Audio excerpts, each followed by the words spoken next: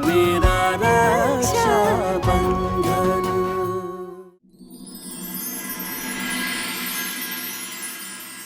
सरपंच काका, आप सब अटे अचानक क्या कर रहे हैं? अगर अचानक नहीं आते तो आपका भेद कैसे खुलता? वेद? हमारे कौन से वेद की बात कर रही हैं आप? सरपंच साहब, ये सब काहे हो रहा है? ये औरत कौन है और आपके कमरे में क्या कर रही है? भीम सिंह, आप सब जो समझ रहे हैं वैसा कुछ ना है। ये मेहमान है हमारी। पुली जाने हैं कौन है, कट्ठे आई है, पुली बता।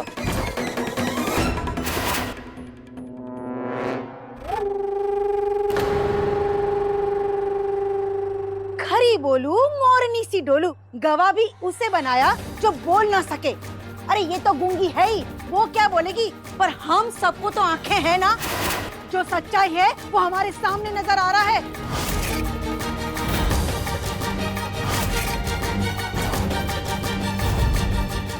बापू साहब,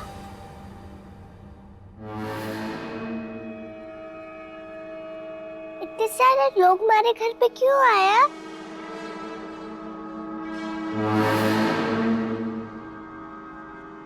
फूली मौसा, हमारे घर में इतने सारे लोग क्यों आए हैं? बच्चों, या बड़ों की बातें चलें, तुम दोनों अपने कमरे में जाओ। शिवा, अपनी बहन ने लेके अपने कमरे में जा। चल रसू, आजा।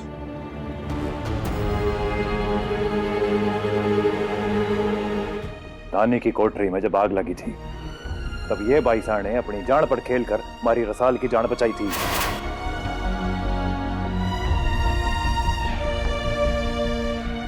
मेहमान है हमारी। तो उसका एहसान चुकाने के लिए आप इस औरत को अपने घर में, अपने कमरे में, अपने बिस्तर पर ले आए। अभी साहब,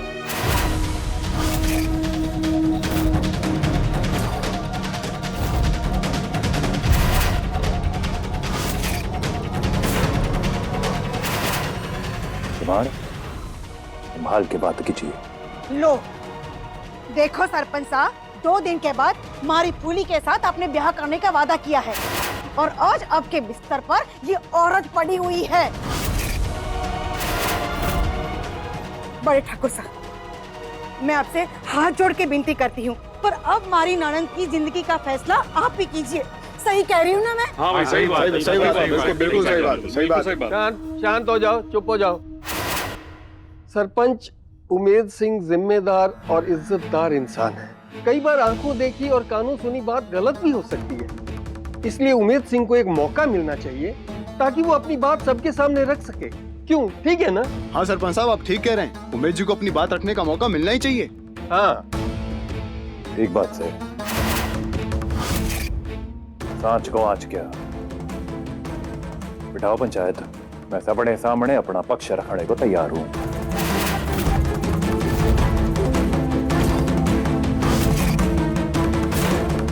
ठीक है, चलो भाई।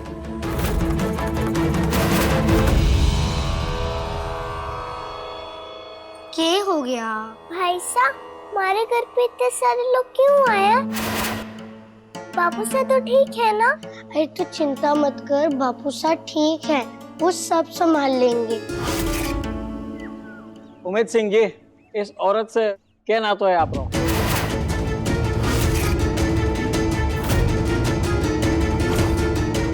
इंसानियत का नाता है पंच साहब।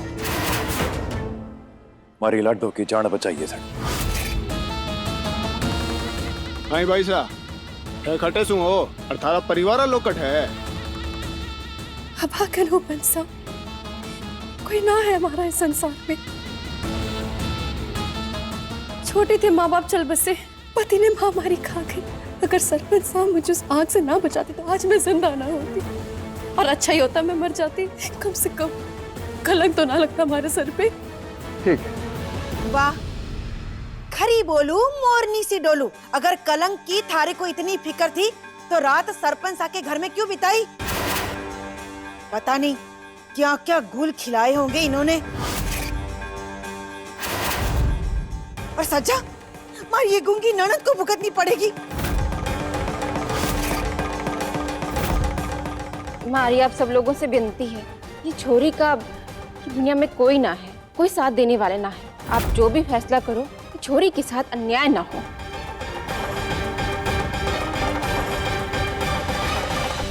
चल आजा खेलते हैं।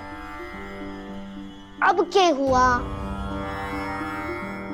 भाई साहब वहाँ चलते हैं ना, देखते हैं क्या चल रहा है। नहीं नहीं नहीं, बापू साहब बहुत डांटेंगे। भाई साहब भाई उमेश जी, आ बात साची है के? आ छोरी सारी रात थारे घरे गुजारी है?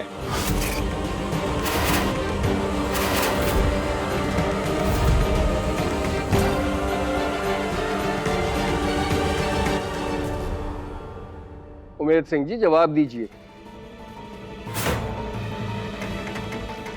जी हाँ।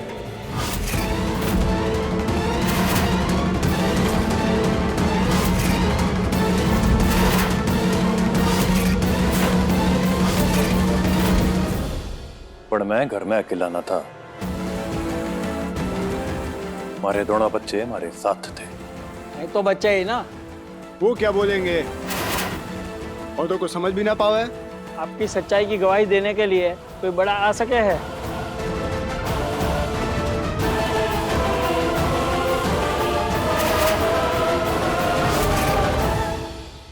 माफ करना पंचो, पर आप सब तो जाना हो ना, हमारी ये ननद तो गूंगी है, वो क्या बोलेगी? जबान ना है ना उसको तो। पंचो क्या कहना है आपका? उमेद सिंह, हमने अपनी आंखों से इस छोरी को थारे पलंग पे देखा है और ये बात आप भी मानते हो कि बिना किसी नाते के ये छोरी रात भर आपके घर में रुकी थी। किसी नाते के या किसी रिश्तेदारी के बिना कोई भी छोरी किसी पराये मर्द के घर में रहे, ये बात हमारे समाज में ठीक नहीं मानते। आप ये बताओ कि यही बात किसी और के घर में होती तो थारा क्या न्याय होता? आप लोगों की आंखों देखी मानते या दोषी की बात को सुनते, जिसकी गवाही देने वाला कोई है ही नहीं? आप भी तो सरपंच हो, पता ही है आपको।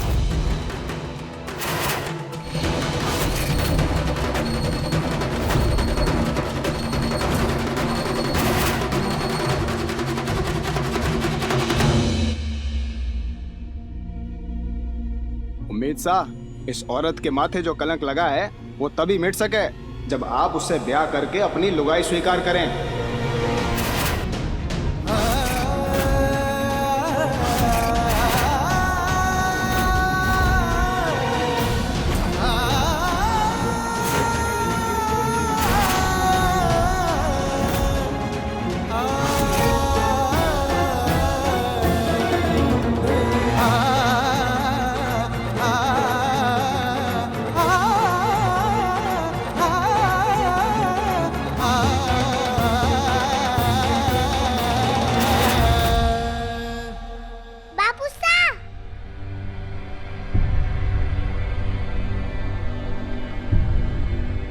हमारी नई मसाल खुली ही बनेगी ना?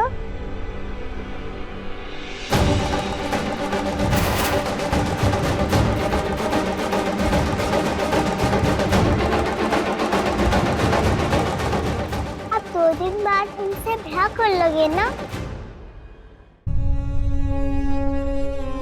ठीक है, पंचों ने अपना फैसला सुना दिया है, किसी को कुछ कहना तो नहीं है ना? मारे को कुछ कहना है।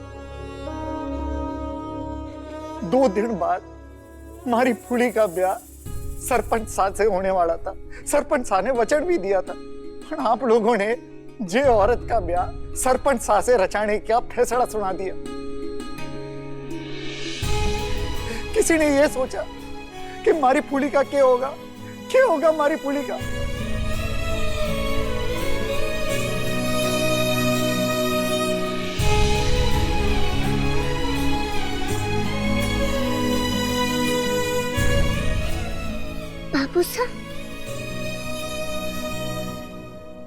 बापू सा फूली मारी नहीं मासा बनेगी ना?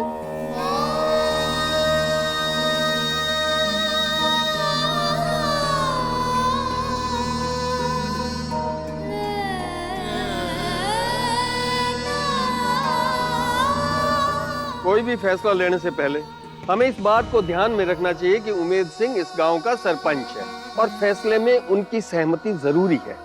और साथ में ये दो लुगाइयों की जिंदगी का सवाल है। इसलिए मेरा सुझाव है कि हमें जो भी फैसला लेना है जल्दबाजी में नहीं लेना है। सोच समझकर कोई भी फैसला हमें करना चाहिए।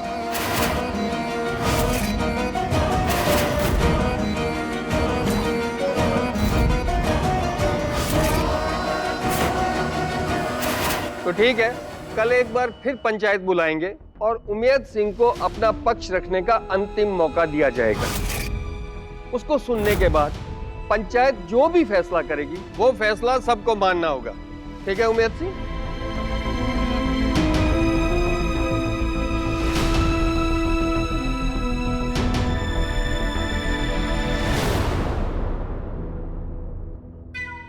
बस एक रात और, कल का सूरज हमारे जीवन में रोशनी बन के आएगा। वाह, ब्याह का वादा हमारी फूली को किया और घर में ये दूसरी औरत लाकर बिठा दी है। दूसरों को नीति नियम और कानून के दायरे में रखना बड़ा आसान होवे है, पर जब बात खुद पे आवे है तब सारे नीति नियम और कानून बदल जाते हैं। देखते हैं ये छोटे सरपंच जी कल क्या रंग दिखाते हैं।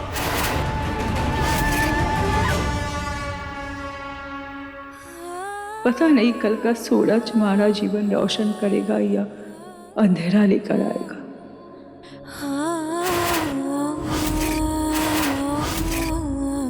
बापू साहब, ये सब क्या चल रहा है?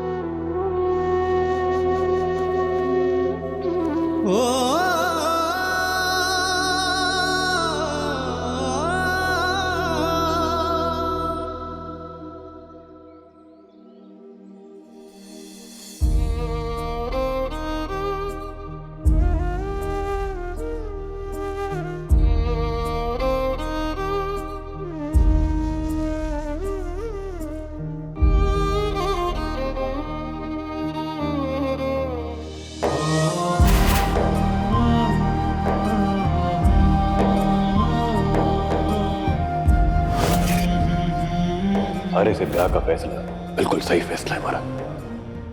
आप इस औरत को अपने बिस्तर पर ले आए। आप उससे ब्याह करके अपनी लुगाई स्वीकार करें।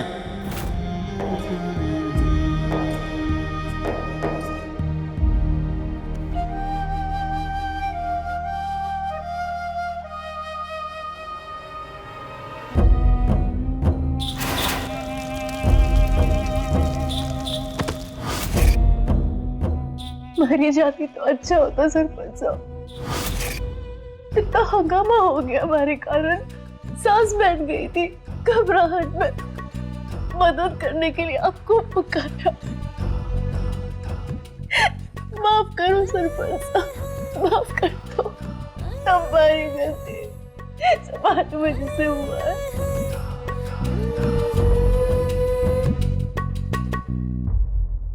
भाई साहब उठ जाओ।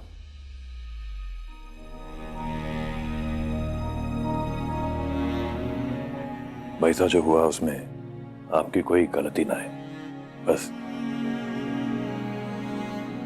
हालात गलत पड़ गए।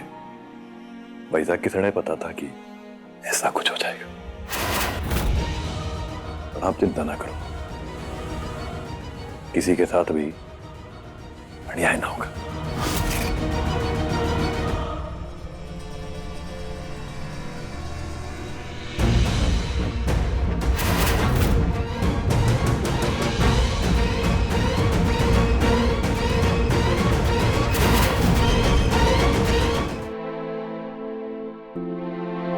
बापू साहब, पानी।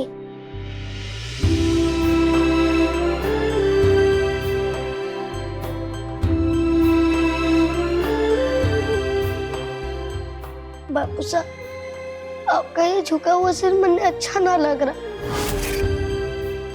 आप तो गांव के सरपंच है ना, हमेशा सच्चा न्याय देते हैं। गांव के सारे लोग खुश होके जाते हैं, तो फिर सब लोग क्यों आपको बुरा भला कह रहे थे? क्योंकि गांव वालों ने कुछ देखा और बात को गलत समझ बैठे। पर बापू साहब, हम तो इस गांव में बहुत पहले से रहते हैं ना, यहाँ के सारे गांव वाले हमें जानते भी हैं, तो फिर उनको आपकी बातों पर भरोसा करना चाहिए था ना।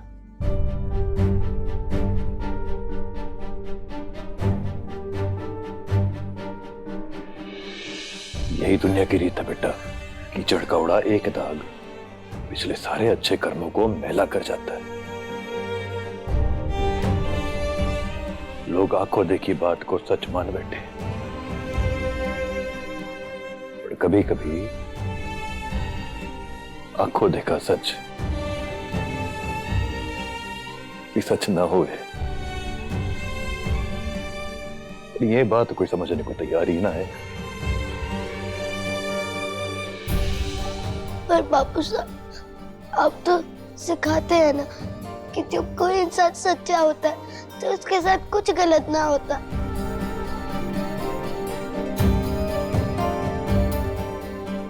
ऐसा होता है ना बापू साहब?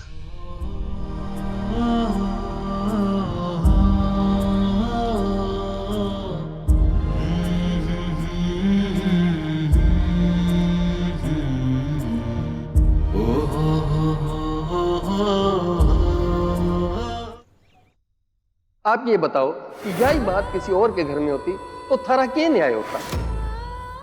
आप उससे ब्याह करके अपनी लुगाई स्वीकार करें।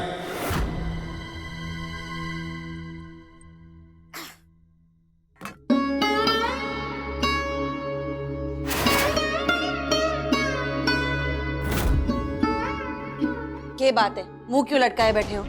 जो होना है कल पंचायत में हो जाएगा, शांति से खाना खा लो। मन्ने तो विश्वास ही ना हो रहा कि सरपंच साहब ऐसा कर सके।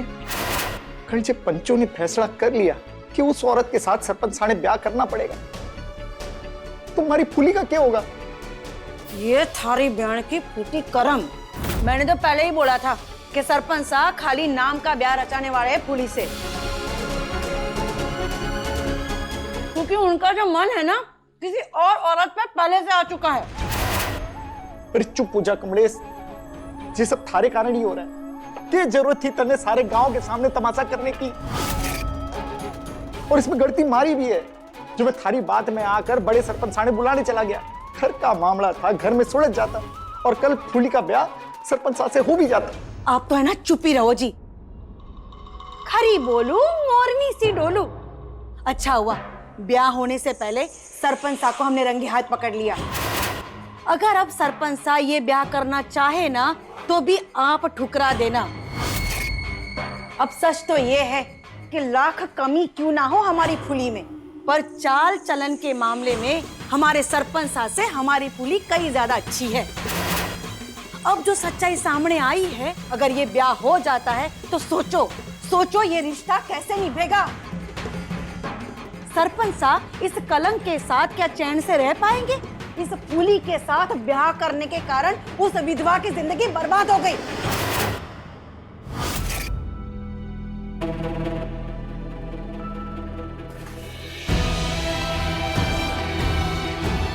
अब तू कटे जल्दी मारे के। अब तन्ने क्या हुआ? हमारे से खाया ना जाएगा।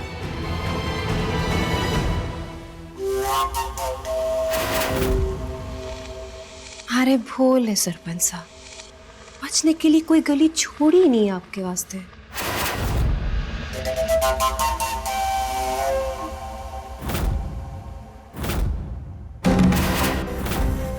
मेहमान का किस्सा, सब लोग बापू साहब ने आपसे ब्याह करने को क्यों बोल रहे हैं?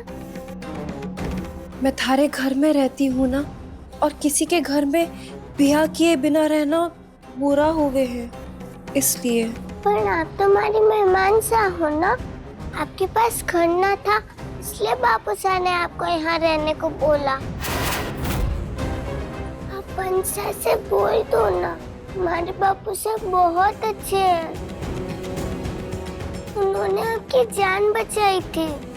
अब बोल दो ना कि आपका हमारे बापू साहब से ब्याह ना करे। बापू साहब फूली का ब्याह होने वाला है। मारे हाथ में कुछ ना है बेटा। 5 गांव के बड़े हैं, मारा ब्याह वो थारे बाबू सा के साथ करा के ही मानेंगे।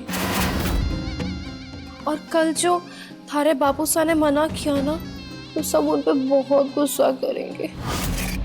काश मैं थारी मदद कर सकती, पर मारे हाथ में कुछ ना है छोरी।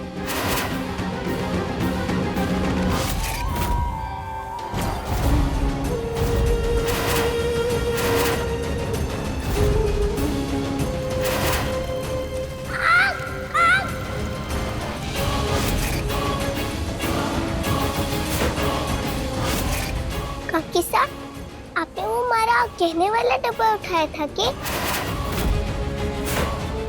मुझे याद है, मैंने उस पलंग पे ही रखा था और पता नहीं कैसे जल गया।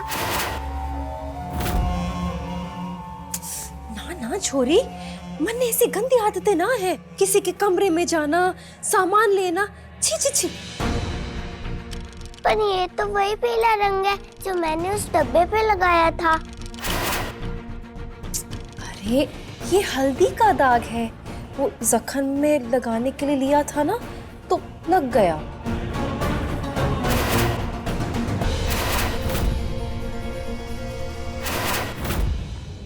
पर हल्दी जैसी तो खुशबू ना रही इस पर। उफ, ये हल्दी ना है, और तू तो हल्दी के गांठ बनाने पे बैठ गई। हमारा तो ये सोच सोच के बुरा हाल हुए है कि कल पंचायत में क्या होएगा।